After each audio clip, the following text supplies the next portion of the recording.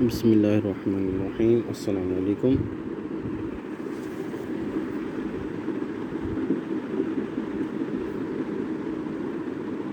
إسماعيل قال حدثني مالك عن عمرو بن يحيى المازني عن أبيه عن أبي سعيد الخدري رضي الله عنه عن النبي صلى الله عليه وسلم قال: يدخل أهل الجنة الجنة وأهل النار النار، ثم يقول الله تعالى: أخرجوا من كان في قلبه مثقال حبة من خردل من إيمان، فيخرجون منها قد اسودوا فيلقون في نهر الحياة أو الحياة، شك مالك، فينبتون كما تنبت الحبة في جانب السيل.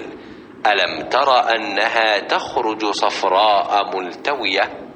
قال وهيب: حدثنا عمرو الحياة، وقال خردل من خير۔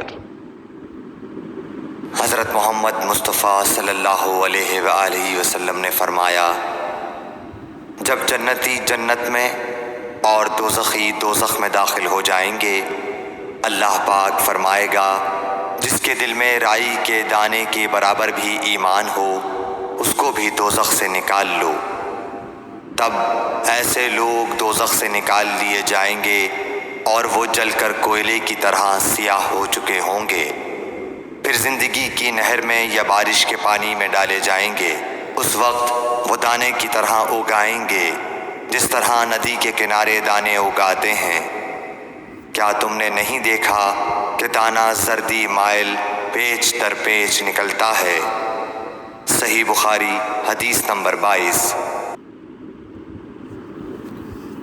Sahih al-Bukhari, hadith number 22, narrated Abu Sa'id al-Khudri, the Prophet ﷺ said, when the people of paradise will enter paradise and the people of hell will go to hell, Allah will order those who have had faith equal to the weight of a grain of mustard seed to be taken out from hell. So they will be taken out, but by then they will be blackened. Then they will be put in the river of rain or Hayat life, and they will revive like a grain that grows near the bank of a flood channel. Don't you see that it comes out yellow and twisted? Jazakumullahu khair.